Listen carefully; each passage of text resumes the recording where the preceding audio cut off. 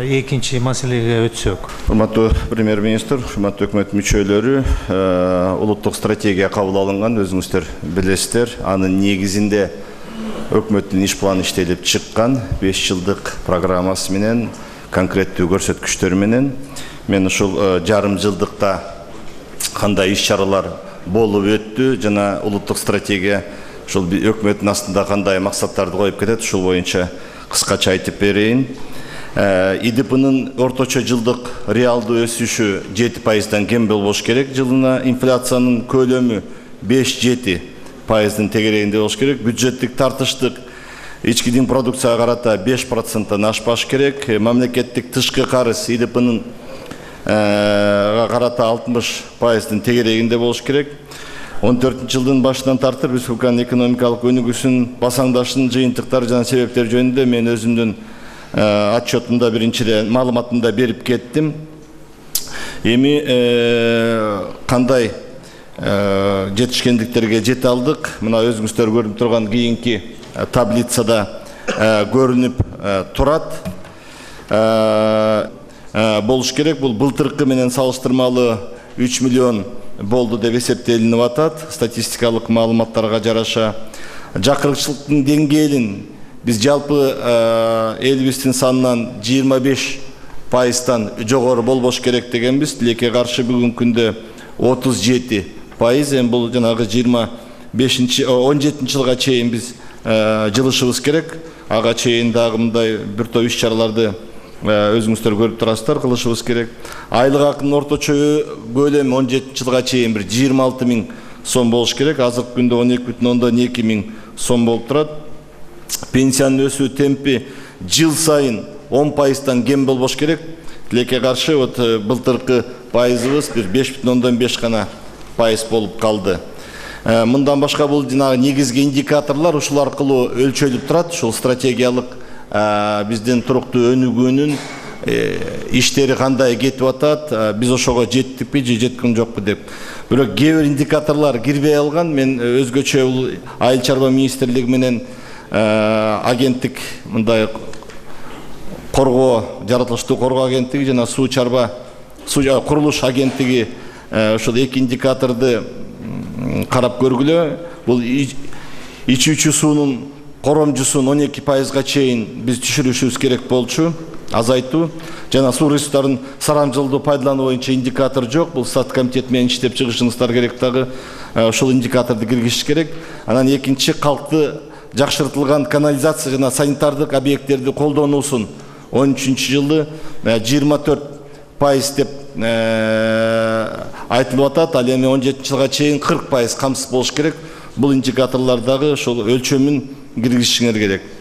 Мындан ары сиздердин көңүлүңүздөрдү улуттук стратегиянын алкагында улуттук долбоорлордун ишке ашырышы боюнча бургум келет. 2013-жылдын январынан баштап 14-жылга июнь айына чейин 77 улуттук ири долбоор бар. Анын 10-у ишке ашты. Жалпы көлөмү 279 миллион доллар менен. Мына таблицада көрүп турасыңар. Жалпы улуттук стратегиянын ошо 77 негизги улуттук долбоорлорду ишке ашыруу боюнча 11,9 миллиард доллар керек болот. Мунун мынакей өзүңөр көрүп атасыңар, ушул 300 миллионго жакыны ишке ашып атат. 24 улуттук проект иште болуп атат. Булар азыр иштелип атат. Бирок эң чоң маселе мына 15 улуттук проект боюнча финансылык булактар чечиле элек. Ар бир тармактык министрликтер бар. Мына бул боюнча сиздер жумушту ыкчамыраак алып барышыңар керек. Болбосо улуттук стратегияда бекитилген долбоорлордун ишке ашыруусуна мында коркунуч келип калат.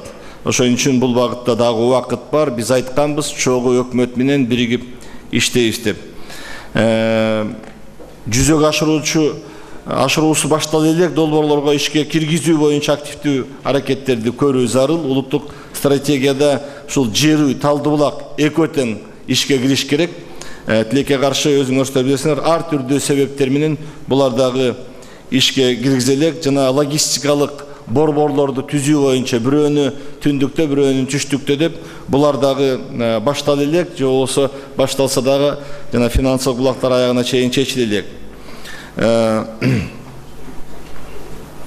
Мындай айтып кетсек болот да, улуттук стратегияда позитивдүү багыттар бар, бирок иш-чаралар мындан дары мындай тезирээк жүрүшү керек. Анткени биздин астыбызда абдан амбициялык чоң милдеттер турат. Ошо 17 жылга чейин биз улуттук ички дүң продукцияны 2 эсеге көбөйтүшүбүз керек. Анан киши башына болгон кирешенди 2 эсеге көбөйтүшүбүз керек да. Эми кээ бир тармактар боюнча токтолуп кетейин. Агроөнүй жай комплексинде эмнелер иштелбей калып атат. Айыл чарба үчүн сервистик жана техникалык кызмат көрсөтүүлөрдүн сапатын жана курамын жакшыртуу, айыл чарба өндүрүшүн техникалык жана технология жактан жаңыртуу үчүн өбөлгө түзүү милдети ошол жакшы ишке ашпай жатат. Муга көңүл бурушубуз керек. Мына комбайндардын 28% жана трактордун 15% оңдолбой калганда мониторинг кылганыбызда. Энергетика чөйрөсүндө бул багыт боюнча кубаттуулуктарды өнүктүрүү боюнча иштин алкагында белгилүү жыйынтыкка жетишилдик. Эми датка жанагындай датка подстанциясы, датка кемин линиялары курулуп атат, бирок электр энергиясынын эң оболу ички керектөөлөргө берүүсүн ишенимдүүлүгүн жана үзгүлтүксүз камсыз кылуу боюнча маселелер бар. Өзүңүздөр көрүп атасыздар. Бул абдан чоң тартыштык бар. Мен жана айтып кеткендей 3 миллиард куб суу азыр аз. Биз буга чейин Кыргызстан ушу энергетикага байбыз, арзан энергетика бар, экспорттук потенциалыбыз чоң деп экспорт мамлекети болуп келсек, тилекке каршы бүгүн биз электр энергияны импорттаган мамлекетке айландык. Мына бүгүнкү күндө ошол Тажикстандан күнүнө 2 миллион киловатт саат электр энергия импортталып атат. Бул жагында мына биз элге дагы туура түшүндүрүшүбүз керек да. Баягы чапкылап жүрүп эле убагында керектөөнү биз камсыз албай калдык. 2017 жылга чейин, 17 жылы бүгүнкү абал менен болсок 6 миллиард киловатт саат электр энергия дефицит болуп калат. Быйылкы жылда ошол 1,5-2 миллиард киловатт сааттын дефицити бар. Мынакей ошол багыттарда биз мындай ыкчам иштери жүргүзүш керек. Ошонун ичинде ошол улуттук стратегияда белгиленген талаптардан техникалык, коммерциялык жоготууларды кыскартууга жетишүү. Бул жерде биз 12%га жетишибиз керек, бирок тилекке каршы азыр 16,9% болуп отурат. Жана Камбар-Ата 1 ГЭСтерин куруу, Камбар-Ата 2 ГЭСин куруу, жанагы жогорку нарын ГЭСтерин куруу боюнча башталат да. Мына кен казып алуу тармагында дагы бир топ көйгөйлөр бар. Жаңы кендерди колдонууга киргизүү жана иштелип жаткан кендерге казууну көбөйтүү аркылуу көмүр жана мунайга жана өнөр жайын тездик менен калыбына келтирүү милдеттери каралганда, мына булар дагы тилекке каршы ошол биз айтылган көрсөтүшкө жетпей жатат. Билим берүү чөйрөсүндө мына акыркы убактарда 7,9% ички дүң продукциянын каражаты кетип атат, көлөмү кетип атат да. Бирок мына жакында болуп өткөн ПИСА аркылуу мына сурамжылоодо биздин билим берүү сапаттары абдан аксап атат. Буларда да бир конкреттүү бир талаптар коюлган. Биз ошого жетишибиз керек. Саламаттык сактоо чөйрөсүндө өзгөчө мына акыркы убактарда ичпейт, анемия менен ооруйт.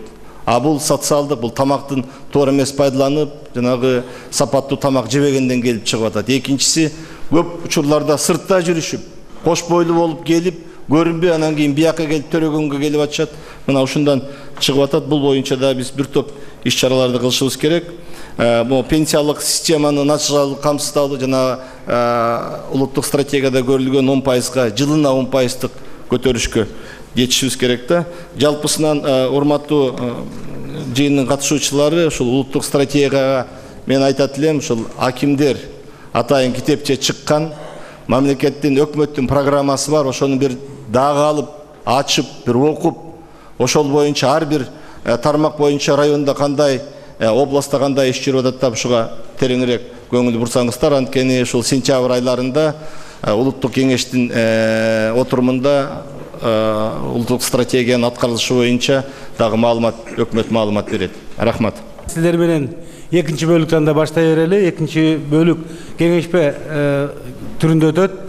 Биздин эң башкы максатыбыз, эң негизги бүгүнкү күндө быйылкы жылда өкмөттө жасалып аткан орчундуу маселелер. Ошондой эле ошол орчундуу маселенин алкагында сиздер менен жер-жерлерде биз өткөзүп аткан маселелерди, тартиптердин баардыгын тең кандай өңүттө жүргүзөбүз, биометрикалык паспорт боюнча маалыматтар, дагы деле болсо энергетика маселелери боюнча бир топ маселелерди дагы деле болсо бизде жеткиликтүү маалымат элдин арасында жок. Ошонун себебинен кайсы убакта так маалымат жок болсо, сөзсүз түрдө ал жерде же каңырыш ушак пайда болот, же популисттер бул маселени пайдаланат. Ошондуктан ушул маселени биз 8 бул жерде модераторубуз, докладчигибиз бар. Ар бир багыт боюнча бир 10 мүнөттөн 7 мүнөттөн кыска жасалып аткан иштер боюнча жана элге кандай туура жеткизүү боюнча маалыматтарды сиздерге берет. Ар бир маалымат бүткөндөн кийин суроо жооп иретинде дагы сиздерге мүмкүнчүлүк берилет. Ошо суроо жооптун алкагында өзүңүздөр үчүн маселе талкууласаңыздар болот. Бул жерде биринчилерден болуп Таможенный союз боюнча Темир Эргенбаевичтин доклады бар. Андан сырткары Жолдош Артыкбаев Осмонбек Мамбетжанович энергетика министри бүгүнкү күндөгү көйгөйлүү маселе болушкан тарифтер жөнүндө сиздерге айтып берет, түшүндүрүп берет, суроо берсеңиздер да болот. Андан кийин 2015-жылдын бюджеттин алкагында биз өзүңүздөр билесиздер 2015 жылы бюджеттин калыптандырууда сиздердин менен тиешелүү маселелерди талкууланат. Докладчик Ольга Владимировна Лаврова болот. Андан кийин Талай Алимбаевич Айдаралиев айыл чарба министри бүгүнкү күндөгү суу маселеси, тоют маселеси жана кечээ биз айтып аткан айыл чарба маселеси тиешелүү болгондор баардыгы боюнча өзүнүн билдирүүсүн, өзгөчө сугат маселесин тартышып болуп атат. Ошонун айланасында сиздер менен маалымат айтып берет. Андан кийинки сөз Шайыкова Алина Кабылбековна бүгүнкү күндө биометрикалык база менен биометрикалык паспорттор тууралуу сиздерге кеңири маалымат берет. Анткени өзүңүздөр билесиздер, биз 1-сентябрга толук даяр болобуз. Буюрса биометрикалык маалымат топтоодо баардык айыл өкмөттөр, баардык акимдер, областтын жетекчилери баардыгыңыздар бул штабка кезинде штабты калыптандырганбыз. Ушул боюнча дагы суроо жооп тактап алсаңыздар болот. Анан Турдубек Мамбетов 2014-2015 жылдагы капиталдык салымдар боюнча маалыматтарды берет.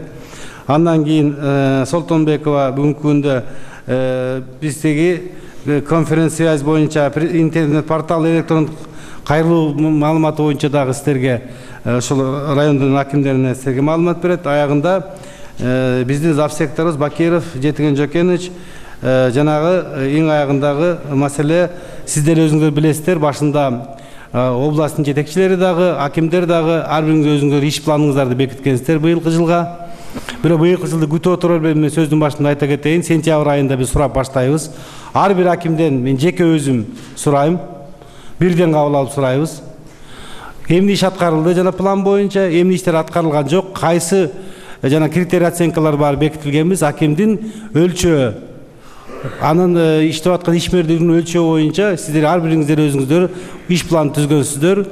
Ал иш планды реалдуу деп бергенсиздер, баардыгы менен биз талкуулап чыкканбыз. Ошол боюнча, ошонун критерий боюнча биз сентябрдан баштап биринчи жыйынтыкты чыгарып, эгерде иштей албаган же болбосо иши жетишсиздеген акимдер менен биз кош айтышабыз дагы, жылдын аягына чейин биз күтпөйбүз. Ошону мен күн мурунтан сиздерге айтып коеюн деп атам. Анда эмесе чогулушубузду баштай берели. Биринчи докладчик Таможенный союздун айланасында боло турган маалыматты сиздерге экономика министрлиги берет. Сизби? Сиз бул жакка чыгып сүйлөй бериңиз трибунадан. Канча маалымат, канча мүнөт кетет сизге?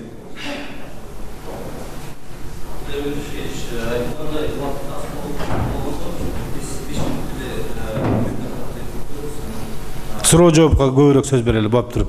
Анан урматтуу райондун жетекчилери, өзгөчө сиздердин колуңуздарда маалымат да топтолгон. Анткени бирөө так укса бирөө каңгырышугат, ошонун айынан көп убактарда ошо мамлекет жүргүзүп аткан, өкмөт жүргүзүп аткан орчундуу саясаттарда так маалымат жетпестен ар кандай ушак айыңдар болот. Ошондуктан суроолорду ыкчам так берсеңиздер, ушул ар бир министрлик менен сизде түздөн түз суроо бере алуу мүмкүнчүлүгүңүздөр бар бүгүнкү күндө. Рахмат. Баштай бериңиз. Рахмат, Айырбек Душкевич. Урматтуу бүгүнкү жыйналыштын катышуучулары.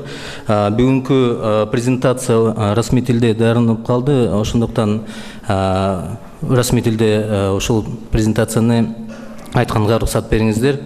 Уважаемые участники сегодняшнего совещания, мы сейчас будем буквально очень быстро пропускать данную презентацию, потому что там есть необходимая информация по за и против таможенного союза, по тем нормам, к которым мы присоединяемся. Я думаю, что этот этап уже ранее пройден, так как в соответствии с поручением премьер-министра были соответствующие выездные комиссии непосредственно в регионы. Также Министерство экономики ранее направляло во все регионы краткую информацию и расширенные блоки. Нынешняя презентация, она уже висит на сайте Министерства экономики, поэтому если будет по самой презентации, которая идти будет параллельно, будут вопросы, пожалуйста, я готов на них ответить. В то же время, уважаемый Айырбек Душкевич, хотелось бы довести до сегодняшних участников нынешнюю ситуацию по интеграционному процессу. Как вы знаете, 29 мая нынешнего года в городе Астана было подписано заявление, в соответствии с которым Кыргызская республика начала интеграционный процесс вступления в таможенный союз. Согласно этому интеграционному процессу была разработана дорожная карта, которая состоит из 181 пункта, соответствующие, поделенные на 10 подразделов. Каждому разделу была создана рабочая группа, которая была утверждена буквально недавно межведомственной комиссией. Я думаю, что все члены правительства знают, кто из них является, в каком блоке или его сотрудники участниками. Я попросил бы с этой стороны достаточно активно участвовать. Также хотелось бы отметить, что кроме этих 10 рабочих групп дополнительно было создано еще 4 рабочие группы, согласно которым эти рабочие группы занимаются по таким больным точкам, если так можно выразиться, это по изъятиям, то есть те товары, которые должны в течение какого-то определенного времени в исключительном порядке заходить в Кыргызскую республику вне таможенных правил Таможенного союза. Исходя из этого, создана такая рабочая группа, в состав которой вошли как бизнес, так и соответствующие министерства и ведомства. Также есть такая точка наболевшая, или не наболевшая, а очень важная для Кыргызской республики, это определение расщепления поступления таможенных пошлин для Кыргызской республики. С этой стороны тоже создана рабочая группа с участием как бизнес-структур, с приглашением всех соответствующих ассоциаций. И хотелось бы очень, чтобы регионы, губернаторы, точнее полномочные представители и акимы районов тоже в этом направлении приняли очень активное участие, потому что в случае упущения какого-то из номиналов ТНВ, возможно, это даст какое-то очень сильное влияние на дальнейшее развитие того или иного направления в отрасли. Хотелось бы еще раз повторить, чтобы акимы и губернаторы, точнее полномочные представители в этом направлении приняли очень активное участие. Кроме всего остального, мы прорабатываем сейчас на сегодняшний день вопрос по приезду на постоянной основе экспертов Евразийской экономической комиссии. Данная инициатива Министерства экономики и правительства Кыргызской республики, она поддержана со стороны Евразийской экономической комиссии. И в ближайшее время на экспертном уровне в соответствующее министерство ведомства не менее чем на 2 недели, месяц приедут эксперты. Хотелось бы обратиться к членам правительства, чтобы внутри ваших ведомств данные эксперты действительно нашли как соответствующих профессионалов, так и в дальнейшем внутриведомственные решения. Бұл бөлігін арналған уақытымыз телекар аяқтап қалды. Урматтуу акимдер, сіздерге да маалымат жөнөтүлөт. Идеологиялык жагын өзүнчө, экономикалык жагын өзүнчө дагы. Бирок эң башкысы кыргызча жөнөкөй сөз менен айтканда, таможня союзду кайсы убакта утабыз биз. Канчалык көбүрөөк экспорт кылсак, биз утабыз. региондордо бизде негизинен ушул Россияга, Казакстанга экспортко турган мүмкүнчүлүк бизде бар. Ошондуктан сиздер экономиканы региондоруңуздарды экономикалык жактан таможня союзга даярдайбыз десеңиздер, ошол жерде кайры иштетүү менен же болбосо жашча жемишти сактай турган сактоочу холодильниктерди курдуруп, жанагы фонддорду пайдалануу менен, жеке инвестицияны пайдалануу менен ошол канчалык экспортко даярдасаңыздар өзүңүздөрдүн региондоруңуздарда, демек сиздер ошол таможня союзга болгон салымыңыздар ушул болот. Анда суроо жок болсо калгандарын биз кийин дагы дополнительный маалымат жөнүндө жөнөткүңүздөрдү күтүрөбүз. Анан кийинки сөздү Артыкбаев менен Гамбижановичке беребиз. Анткени саат 3-тө дагы чогулуш бар премьерде. Ошондуктан ага чейин негизги маселени токтоло кетсеңиз. Осмон Мамеджанович. Чоң рахмат, Тайырбек Түшөкевич. Негизинен премьер-министр өтө терең айтты энергия ситуация боюнча. Ошого кошумча мен презентация көрсөтөйүн дедим эле. Мен сүйлөйм кыргызча, бирок презентациябыз орусча. Тескерисинче болот бүгүн. Негиз быйылкы жылы суу аз, өтө аз келип атат суу. Быйыл электроэнергияны биз 8,169 миллиард ушул күнү чыгардык. План боюнча 112% кетип атат. Негизинен 14-жылы 14,4 миллиард киловатт саат электроэнергияны чыгаралы деп биз пландаштырып атабыз. Кийинки слайд бүгүнкү күндөгү токтогул суу сактагычынын өтө төмөн деңгээли бизде быйылкы жылы ошол 1,6 миллиард киловатт саат электроэнергияны үнөмдөөнүн негизинде таап чыга турган мындай тапшырма болот. Бул маселени биз региондор менен чогуу чечишибиз керек. Ансыз бул маселе аткарылышы кыйын. Кийинки слайдта, үчүнчү слайдта сиздер көрүп атасыздар. 2011 жылдан бери суунун көлөмү келиши жылдан жылга азайып баратат. Мисалы үчүн 10 жылы 11,3 келди болгону, бүгүнкү күнү быйылкы жылы 5,3. Ушул күнгө бул өтө бизди кооптондурат. Ошон үчүн урматтуу биздин жетекчилер лимит маселеси өтө курч турат. Лимит маселеси бүгүн өтө сакталбай атат. Бардык жалпы республика боюнча, ректер боюнча 194 миллион киловатт саат электроэнергия ашыкча колдонуп атат. Чүй областы 83 миллион киловатт саат электроэнергияны ашыкча колдонду. Талас областы 9,1 миллиард киловатт саат электроэнергия ашык. Кош областы 58 миллион киловатт саат электроэнергия, Баткен областы 10,5 миллион киловатт саат электроэнергия. Ысыкөл болсо 18,2, Жалал Абад 32 миллион киловатт саат электроэнергия. Бул эмнени билдирет? Бул ашыкча электроэнергия биздин суунун кетип атканын түшүндүрөт. Сөзсүз түрдө лимитке киришиңиздер керек. Биринчиден, бул лимиттен ашкан энергия бюджет менен такталган эмес, бекитилген эмес. Экинчиден, биз лимитке кирбесеңиздер, биз энергетиктер муну сөзсүз биз өчүрүп, ошол лимиттин гана деңгээлинде беребиз. Себеби биздин расчеттин бардыгы ошол лимиттин негизинде пландаштырылган. Лимит маселеси бул өтө катуу, ушуга көңүл бурушуңуздар керек. Муну үчүн биз сиздерден сурайбыз, урматтуу жетекчилер, үйдү жылуулоо маселесин жүргүзүш керек электроэнергияны үнөмдөш үчүн. Энергиянын үнөмдөөчү атайын приборлорду колдонушубуз керек.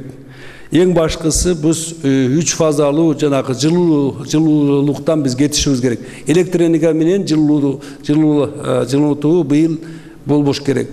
Ошонун негизинде гана биз ошол бүгүнкү күнү жалпы элге электроэнергияга бытка бергенге мүмкүнчүлүгүбүз болот. А бирок жылуулукка бергенге, отоплениеге бергенге бүгүн быйылкы күнү электроэнергия жок. Ошону биз токтотушубуз керек. Андан сырткары жеке менчик ишканалар, башка ишканалар, бюджеттик ишканаларды тез аранын ичинде электроэнергиядан көмүргө өткөрүү маселесин биз чечишибиз керек. Ушул багыт боюнча планды түрдө сиздер менен бирге биз иш кылышыбыз керек. Ансыз жалпы элге электроэнергия жетпей калуу коркунучу бүгүнкү күндө реалдуу. Ал эми негизинен биздин электр энергияны чыгарып аткан электр станциянын акыбалын карасак, бүгүнкү күнү быйылкы жылы 4 котел-агрегатты оңдошубуз керек, 9 гидроагрегатты оңдошубуз керек, 5 трансформаторду оңдошубуз керек ГЭСтерде. Негизинен электр станциянын бүгүнкү жанагы тарифтин жоктугуна байланыштуу, тарифтин төмөндүгүнө байланыштуу электр энергияга дефицит 7 миллиард сом акча бүгүн табышыбыз керек. Ушул акчанын үстүндө, издөөнүн үстүндө биз иш жүргүзүп атабыз. Кийинки сөздү Айыл чарба министри Айдаралиев Талай Алыбековичке берилет. Келиңиз.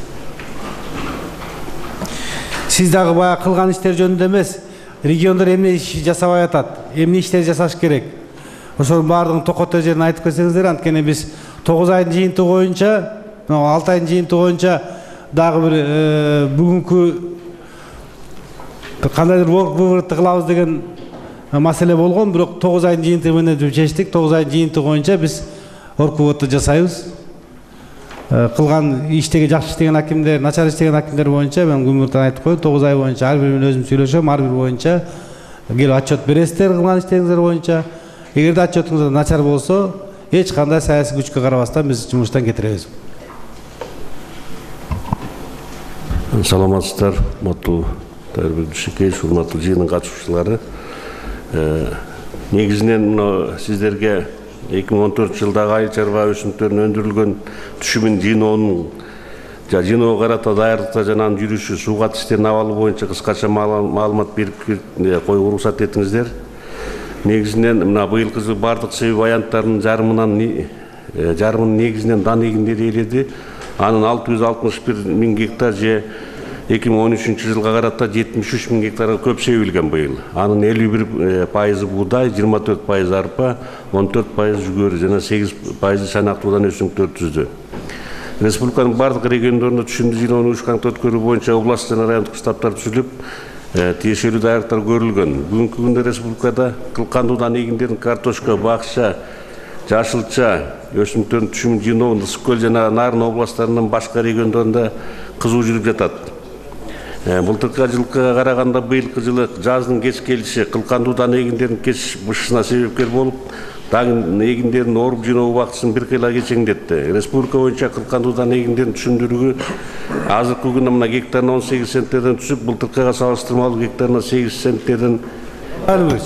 Сиз мен башында айттым эле, сиз жакшы айтпай калдыңыз. Биз азыр өкмөт заседаниясы эмес. Азыр биз акимдерди чогулттук. Эмне көйгөй болуп атат? Бүгүнкү күндө сугат.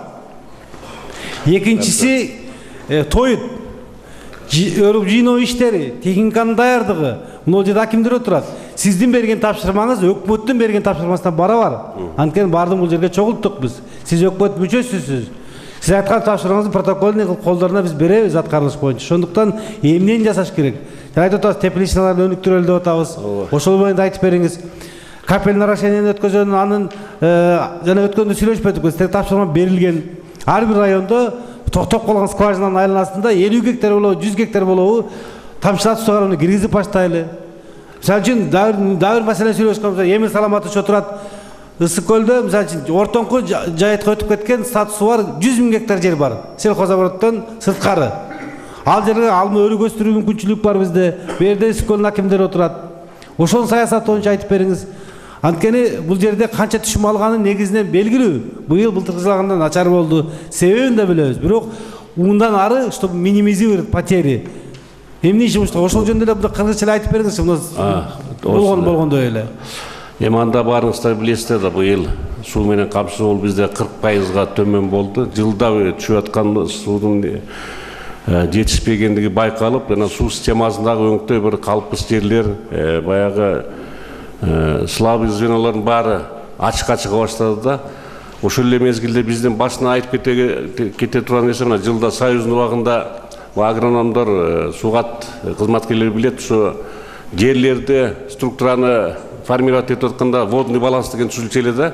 Ошол райондун водный балансы структурага жараша канча нерсе, канча буудай, канча жүгөрү, канча кызыл чай деп анан ошого жетишерлик суу менен камсыз кыла алабызбы? Камсыз кыла алсак кайсы канал менен, кайсы убакта деген мындай схемалар коюлчу эле да. Анан ошонун негизинде структура бекитилчү, өйдө жактан министрликтен бекитилип келчү. Мына быйылкы жылы ушундай структуранын жок экени биринчиден баарыбызды тастыктады. Биздин ишибиздин водный баланс жөнүндө да түшүнүгүбүз унутулуп калганын көрсөттү. Кийинки сөздү биометрикалык база боюнча Шайка Алина Кабылбековна берилет. Я хотела бы в первую очередь вас информировать о том, что идет большой национальный проект, называется он «Сбор биометрических данных граждан Кыргызской Республики».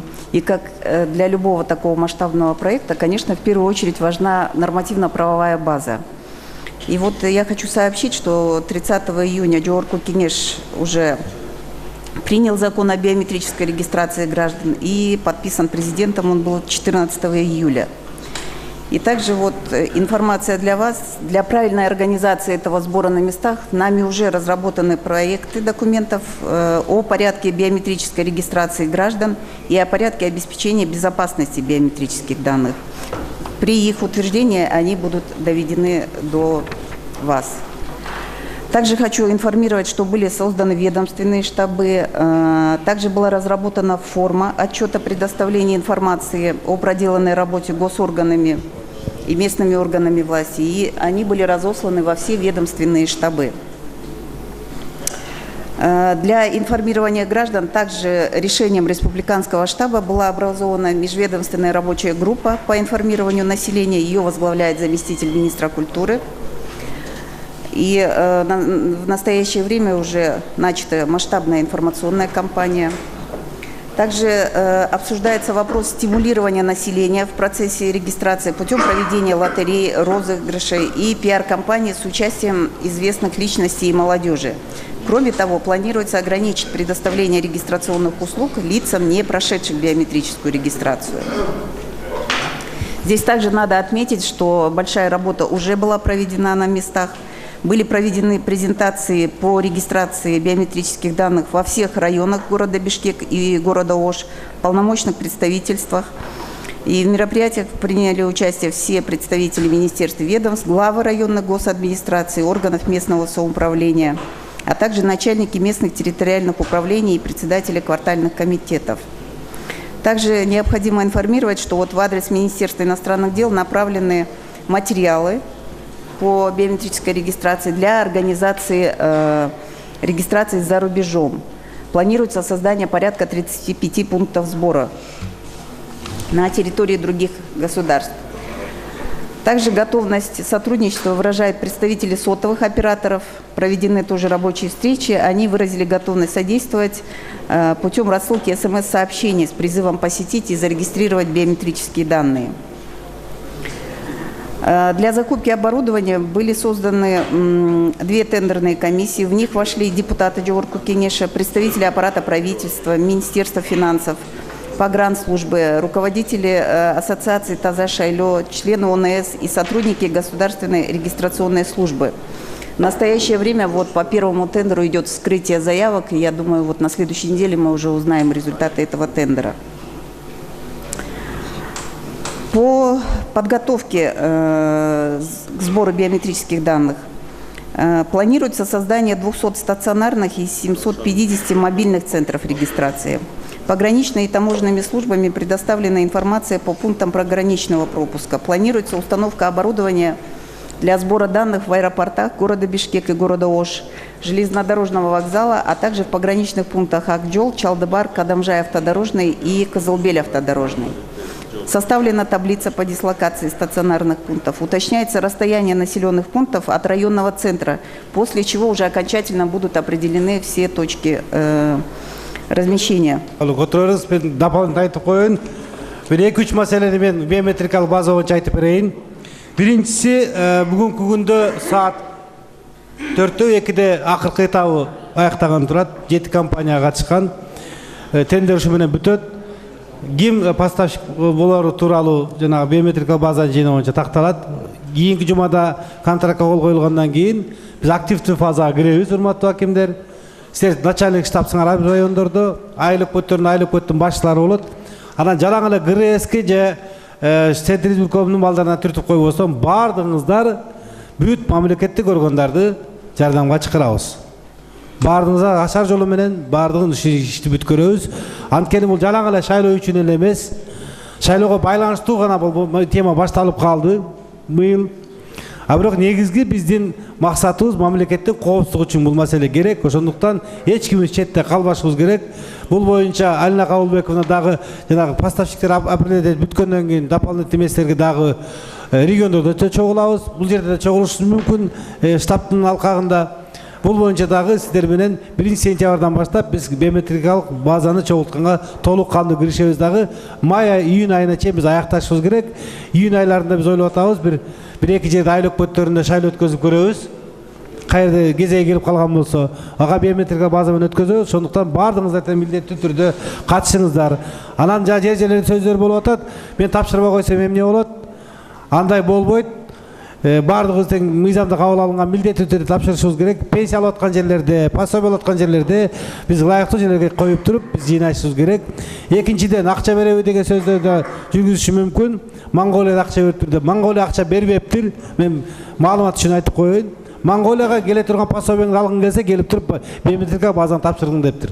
Анан аны акча берди деп, кээ бирлери биздин саясатчыларда чыгышы мүмкүн. Ошондуктан муну биз салык төлөгөндөй эле милдеттүү түрдө ар бир адамдардан биз жарандардан жыйнап, мамлекеттин коопсуздугу үчүн жыйнашыбыз керек. Ошондуктан бардыгыңыздар тең бул сиздердин 7 критерий болсо 8 критерий катары биометрика базаны жыйнаганга бардыгыңыздар тең жапатырмак катышыңыздарды мен эстерге чакырам. Анда кийинки сөздү Турдубек Мамбетович, сизде архитектура строительство агенттигинин башчысы капложение боюнча сиздерге маалымат жана ушул суроо жооп катары талкуулап алабыз. Урматтуу Тайырбек Түшөкевич, урматтуу жыйындын катышуучулары, 2014 жылга капиталдык салымдар боюнча республикалык бюджеттен 168 объект кирген. 168 объекттен сырткары дагы сиздерге белгилүү болгондой 42 объект турецкий кредит боюнча дагы финансировать этилип жатат. Ошону бардыгы болуп 2014 жылга 210 объекттин курулушу пландаштырылган. Анын ичинен 72 объектини ушу 2014 жылы эксплуатацияга тапшырууну пландаштырганбыз. Капиталдык салымдар боюнча 47 объект, анын ичинен 31 мектеп, 5 саламаттык сактоо объектиси, 1 спорт зал, 6 объект ичүү суу жана камсыздоо жана сарткынды сууларды чыгаруу боюнча, 2 чек ара объектиси, 1 көпүрө жана Чоң Сары айылында музей комплекс. Жана турецкий кредит боюнча 22 мектептин бүтүшү пландаштырылган. Ошондо баягы 42 бардыгы 47 мектеп болчу. Өзүңүздөргө белгилүү болгондой былтыр 5 мектепти эксплуатацияга тапшырганбыз. 4-өө Ош областында, 1-өө Жалал Абад областы боюнча. Бүгүнкү күндө республикалык бюджеттин эсебинен 6 объект курулуп бүтүп эксплуатацияга берилди. Чындыгын бул жерде айтып кетиш керек. Мындай финансирование график сдачага караганда ошол 72 объект финансированиясы аябай начар жүрүп атат. Отставание бар, болгону 30% финансирование болуп атат. Мындайча тактап айтканда 1,5 миллиард сом финансы министрлиги тарабынан каралаган болсо, бүгүн 464 миллион сом каржыланды. Эми ичине сравнительно айтып кете турган болсок, 2012-13 жылы 148 объект башталган, 60 объект тапшырганбыз, 40 билим берүү объекти, 11 саламаттык сактоо, 5 турак жай, жана ар түрлүү объекттердин 5 объект болчу, жана турецкий объекттен айттым 5 объект. Эмдиги жылкы 2015 жылга курула турган объектлердин тизмеси сунуштап жатабыз. Кечээ күнү Министерство экономикага, анан өкмөткө да жөнөттүк. Булар биздин пландар боюнча, план прогноз боюнча 2014 жыл бүтпөй алган 136 объект планчылышы керек. Андан сырткары жанагы 26 мектеп турецкий кредит боюнча бүтүрүлүш керек. Алар окончательно 2014 жылы тизмеге кирбей калган, мурун башталып калган незавершенка 59 объекттин турат. Андан тышкары Кыргыз Республика тийиштүү министрликтердин макулдугу менен тизмеге сунуштурулган, бирок кирбей калган 89 объект 2015 жыл тизмеге кирүү боюнча дагы тандоо жүргүзүү керек болуп жатат. Булардын бардыгын куруш үчүн өтө чоң суммадагы бир 5 миллиардтай сом керек. Эми чындыгын айтканда биз жана дагы өзүңүздөргө маалым болгондой Элвира Кубанычбековна айтып кетти, мунун жанагы бир тандоо тартибин жакшылап туруп бир көзөмөлгө албасаңар нааразылыктар ушул жерде пайдалануу болуп атат деп. Бул жерден биз критерийлерди дагы эсептеп, отбор кандай кылып критерий кылыш керек. Дагы суроо барбы? Жана мен көтөргөн маселени бир азыр отуруңуз Трудов Комбедович. Мен Ольга Владимировна вам слово. Вот. Анын алдында айтып кетерим. Жана жердин налогун мен бекер көтөргөн жокмун, урматтуу жергиликтүү бийликтин өкүлдөрү. Биз дагы деле болсо эскиче баягыдай эле мамлекет берет дебестен өзүбүз дагы отуруп алып, жана жердин налогу болобу, башка налогу ошол жагына иштебесек болбойт. Ал бизде 11 миллиард сом объект бар, бүт элек. Дагы деле болсо. Аны экинчиден объектти киргизүүнүн тартибин биз киргиздик. Бизге критериялардын бекиттик, жана Мамбетов сизге таблицаны көрсөтпөдүбү? Ошол жерде турат. Ар бир балльный система менен киргизебиз. Канча процент күткөн болсо 20 балл, анын керек болсо дагы 10 балл кошулат. Абдан керек объект болсо, ошондо балл кайсы мектеп, кайсы же болсо объект, социалдык объект көп балл ала турган болсо, ошого гана кирет. Буга чейин кантип кирип жүрдү социальный объект? Депутаттар аркылуу, кимдин таанышы билиши жакшы болсо, же ким көчөнү жапса, ошондор кирип атты да бүгүнкү күндө. Ошондо биз Кыргызстан боюнча единый базаны иштеп чыктык, аны бекиттик. Эми мындан кийин ошол образование болсо, министерство образования кайсы жерге мектеп керек болсо, ошол жанагы биз түзгөн трафарет менен түзөт дагы, ошолор гана киргизет. Ольга Владимировна, вам. Спасибо. Уважаемые участники заседания, основные направления бюджетно-налоговой политики на 2015 год изложены в предварительном бюджетном заявлении, подготовленном на основе среднесрочного прогноза бюджета. Предварительное бюджетное заявление тиражировано в виде брошюры, и на утреннем заседании каждому из вас было предложено для ознакомления эта брошюра как для изучения основных направлений бюджетно-налоговой политики. В 2015 году рост общих расходов государственного бюджета предполагается в среднем на уровне 10%. Текущие расходы бюджета в этом периоде прогнозируются с ростом в 6,5%, а капитальные расходы с ростом 28,3%.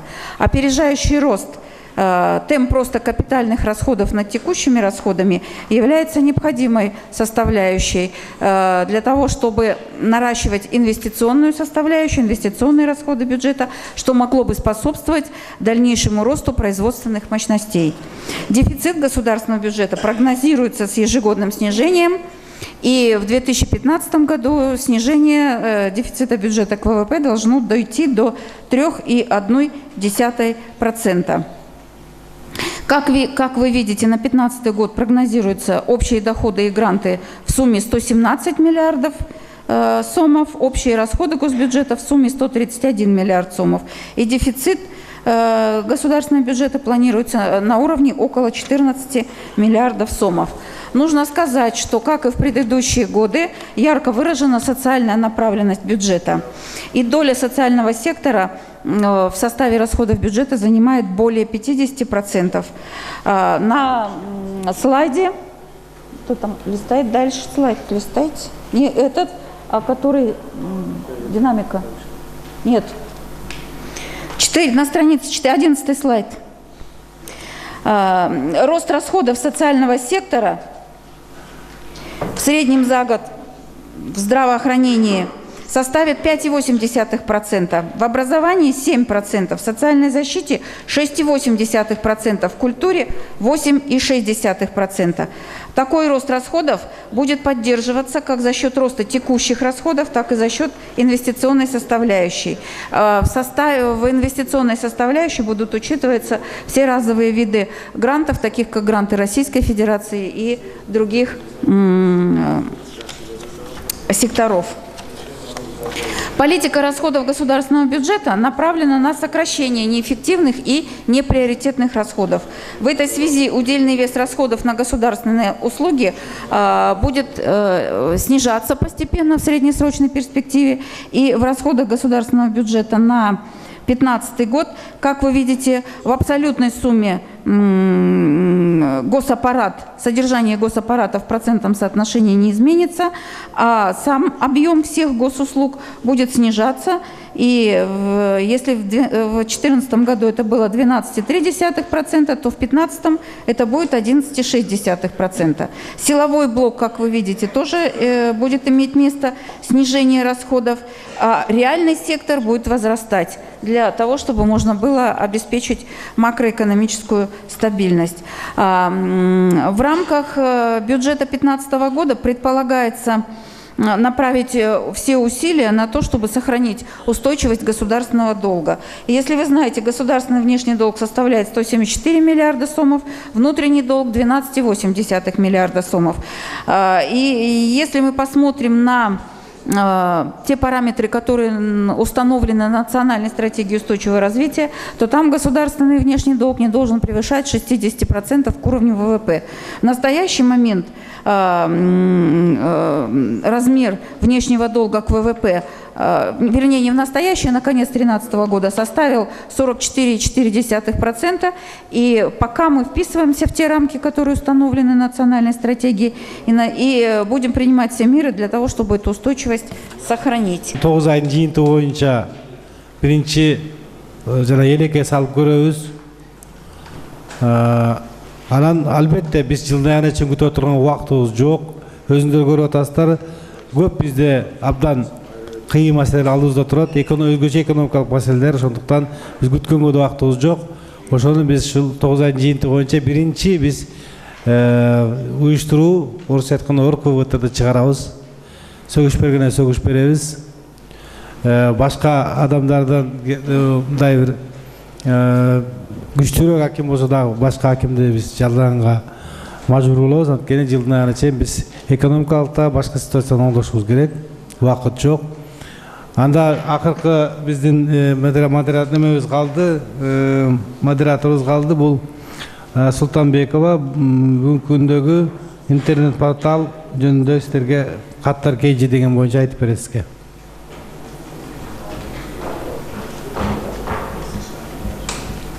Саламатсыздарбы, бүгүнкү кеңешменин катышуучулары.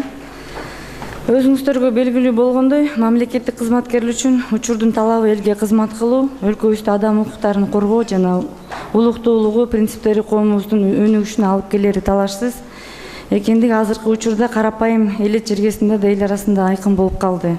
Жарандардын арыздарына, сунуштарына, даттанууларына жоопкерчилик менен мамиле жасап, маанилүү социалдык проблемаларды талдоого, ар бир каттын артында күнүмдүк кызыкчылыктары, турмуштук түйшүктөрү менен конкреттүү адамды көрүү эсептелет.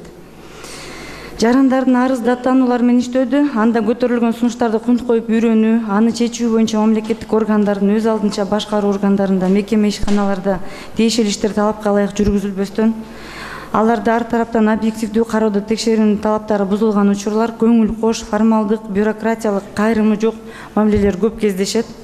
Натыйжада текшерүүдөгү маселенин чечилиши менен макул болбогон арыз ээси жогорку органдарга кайрылууга мажбур болот же кайрадан кайрылат. Бүгүн цифраларга токтолбой эле коелу, кайсы райондон канча деген көп арыздар жергиликтүү жерден 70% жергиликтүү жерден эле чечиле турган арыздар, бирок баардыгы бүгүнкү күн түздөн түз бизге келип түшүп атышат. Эң көйгөйлүү эле айтып кете турган нерсе бул жарандардын кайрылуун кароо тартиби мыйзамына өзгөртүүлөр, толуктоолор киргизилди. 2013 жылы 15 июлда кабыл алынды мыйзам. 2014 жылдын 1 январынан баштап күчүнө кирди. Ал мыйзамда Жарандардын кайрылуун кароо тартиби жөнүндө Кыргыз Республикасынын мыйзамы менен электрондук кайрылуу деген термин киргизилди. Андан экинчи өзгөртүүсү бул 30 күндөн 14 күнгө кароо мөөнөтү кыскарды. Жарандардын кайрылууларын кароо тартиби жөнүндө Кыргыз Республикасынын мыйзамынын 6.1 беренесине натыйжалуу аткаруу максатында Кыргыз Республикасынын өкмөтү жарандардын электрондук кайрылууларынын порталын иштеп чыккан. Себеби мыйзамда айтылган ар бир мамлекеттик орган же өз алдынча башкаруу органы электрондук сайттарына, расмий сайттарына электрондук даректерин жайгаштырсын, же болбосо электрондук дарек ачып өкмөттүн сайтына жайгаштырсын деп. Сиздерде маалымат алган кезде рай администрациялардан көбүнчө келген, ошол жерде иштеп аткан адистин аты жөнү, же болбосо бир Гүлмирару, же болбосо Айнура, же болбосо Жамиля, же болбосо орка отделде иштеген кызматкерлердин жеке электрондук даректерин жөнөтүп жүрген дагы рай администрациялар болгон. Аны биз маалымат каражаттарына же болбосо GovKG жайгаштырууга мүмкүн эмес, өзүңүздөр билгендей. Же болбосо кээ бир айыл өкмөттөрдө, мамлекеттик ишканаларда, мамлекеттик органдарда сайт ачуу каражатка такалып ачууга мүмкүн эмес да. Электрондук кайрылуулардын болсо сапатын айтып атабыз, даректерин. Бул Каттар KG деген портал жарандардын электрондук кайрылуусун кабыл алат. Ошондой эле бул Каттар KG порталында мамлекеттик органдар өзүңүздөр иш жүргүзө аласыздар. Арыздарды кабыл алып, ошону менен аны карап, кайта жооп берүүгө мүмкүнчүлүк түзөт.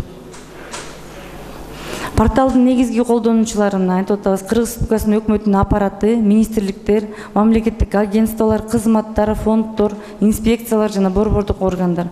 Ошондой эле Кыргыз Республикасынын өкмөтүнүн облустарда ыйгарым укуктуу өкүлдөрү, жергиликтүү райондук администрациялар, мэриялар, айыл өкмөттөр. Бардыгы 575 мамлекеттик орган жайгашкан.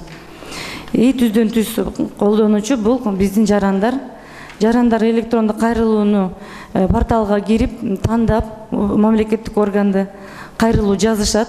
Кайрылуу жазылгандан кийин ага портал өзү мыйзамдын чегинде билдирүү жөнөтөт. Кайрылуу келди, каралууда дегенде. Андан кийинкисин болсо билдирүү жөнөткөндөн кийин аткарылат жана жооптор даярдалып, ошол портал аркылуу кайра арыз ээсине кетет. Ошону менен бирге эле портал бул жакта статистика жана эсепке алууну жүргүзөт.